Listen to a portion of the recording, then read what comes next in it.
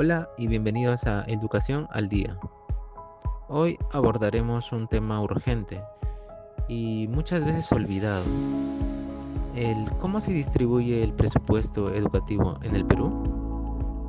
Nos centraremos en dos aspectos fundamentales, como la infraestructura escolar y los sueldos del personal educativo, ya sea directivos, administrativos y sobre todo los docentes. ¿Se está invirtiendo bien el dinero? ¿Cuáles son los retos? Vamos a descubrirlo juntos. Acompáñenos.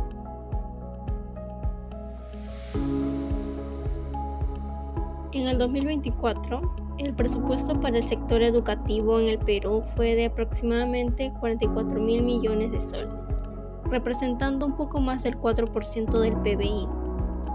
Aunque ha aumentado respecto a años anteriores, aún está por debajo del 6% recomendado por la UNESCO. De este presupuesto, aproximadamente el 75% se destina al pago de sueldos. Lo demás se distribuye en infraestructura, programas educativos, tecnología, alimentación escolar y entre otros más. Esto nos plantea una pregunta clave. ¿Ese 25% restante es suficiente para mejorar las condiciones de nuestras escuelas? Vamos a profundizar en eso. Actualmente más de 40.000 instituciones educativas en el Perú necesitan intervenciones de infraestructura. Muchas no tienen acceso a agua potable, electricidad estable o servicios higiénicos adecuados. El Ministerio de Educación estima que se requiere una inversión de más de 150.000 millones de soles para cerrar la brecha de infraestructura escolar. Esto no soluciona con parches, se necesita planificación a largo plazo. En regiones como Loreto o Cajamarca, muchas escuelas rurales son de madera o calamina, sin conectividad ni acceso a internet. La pandemia evidenció estas carencias más que nunca. No se trata solo de construir más aulas, sino de garantizar entornos dignos, seguros y tecnológicos para aprender.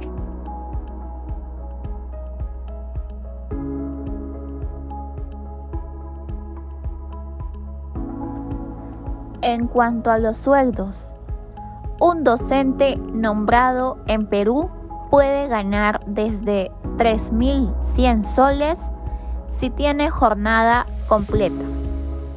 Pero hay muchos contratados que ganan menos y no tienen estabilidad laboral.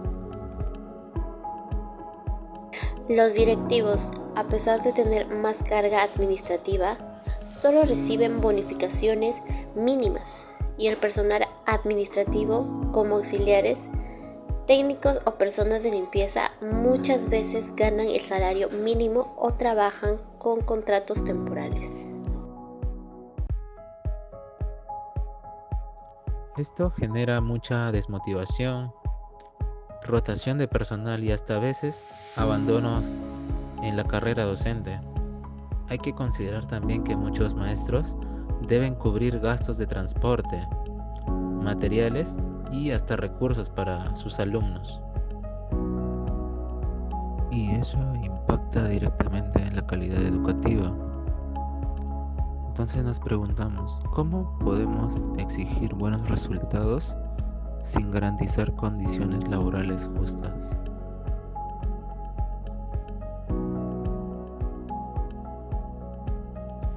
Una propuesta clave es garantizar que el presupuesto para infraestructura sea multianual y descentralizado, ya que las regiones deben tener autonomía, pero también supervisión para ejecutar obras eficientemente.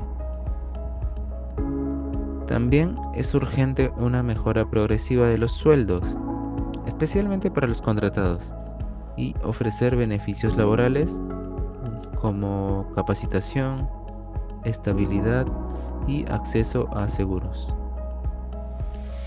Otro punto importante es fortalecer la transparencia. Muchas veces el presupuesto se asigna, pero no se ejecuta por falta de planificación o corrupción. Entonces, si queremos una educación de calidad, hay que invertir no solo en edificios, sino en las personas que educan a nuestros niños.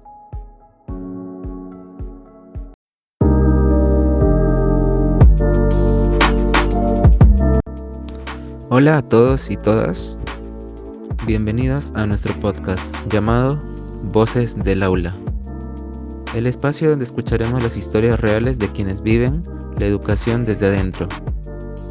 Hoy hablaremos de un tema urgente, pero muchas veces que es ignorado: la mala infraestructura de nuestros colegios y el bajo sueldo de nuestros maestros en el Perú.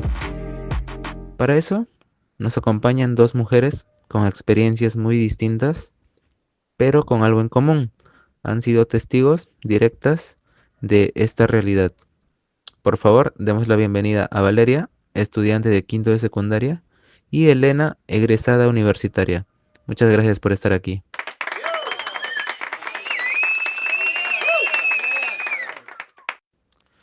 Hola Valeria, gracias por estar aquí. Tú estás terminando el colegio. Cuéntanos, ¿cómo es tu colegio en cuanto a infraestructura? Gracias por invitarme. La verdad, a veces me da vergüenza cuando la gente pregunta dónde estudio. Mi colegio tiene más de 40 años y apenas han cambiado algunas cosas. Las paredes están cuarteadas, los baños casi no funcionaban, no había agua en todo el día y pues cuando llovía el techo goteaba, ¿no?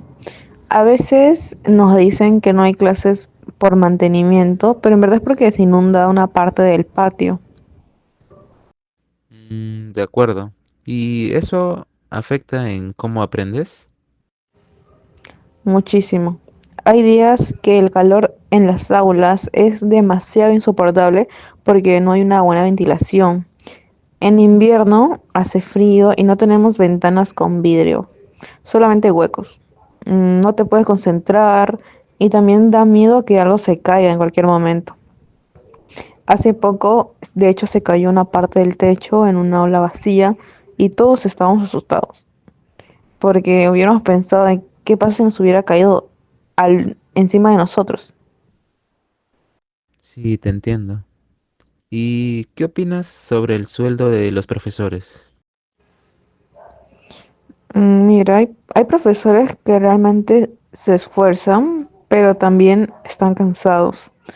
Uno de mis profesores nos confesó que gana menos de 2.000 soles y con eso tiene que mantener a su familia.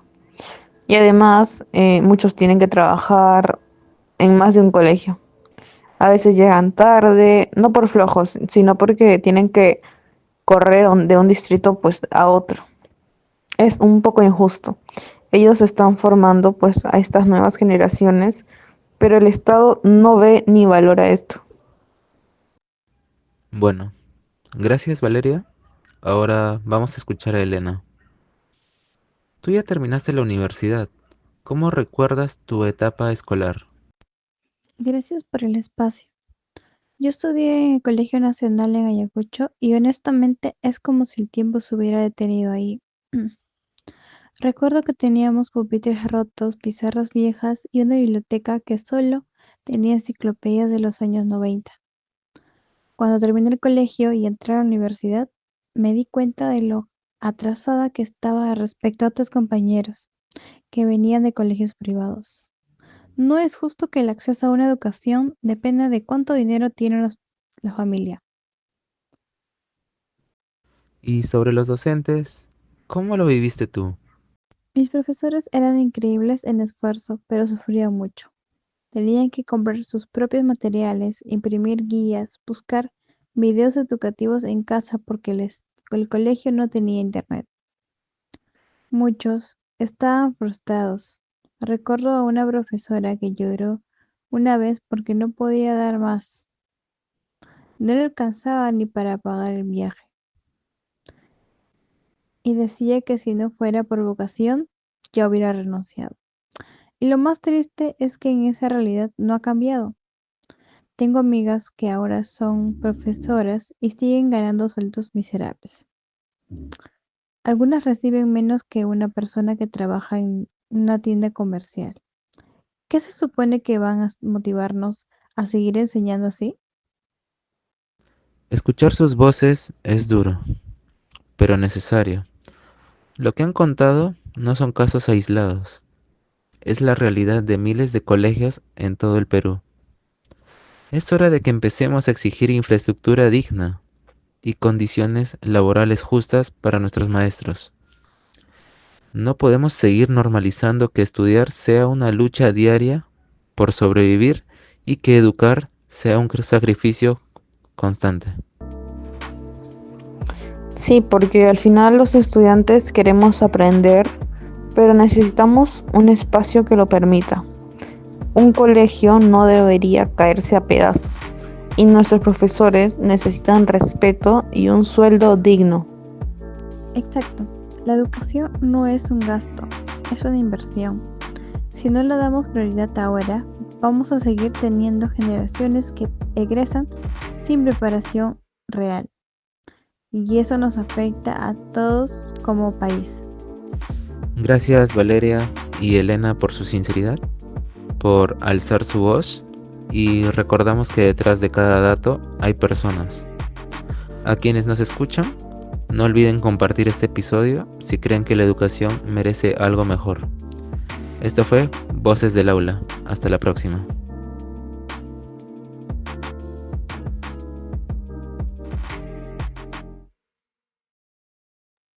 Ya vamos terminando, pero antes compartiremos una reflexión final sobre lo que aprendimos el día de hoy. Primero, los sueldos dignos son clave para mejorar el compromiso de los docentes y la estabilidad del sistema. Segundo, la educación rural necesita más inversión, porque allí están las brechas más profundas. Tercero, no hay más aprendizaje sin infraestructura adecuada. Lo mínimo es que las escuelas estén en condiciones seguras. Cuarto, el presupuesto no debe verse como gasto, sino como inversión en el futuro del país. La educación necesita voluntad política, pero también participación ciudadana.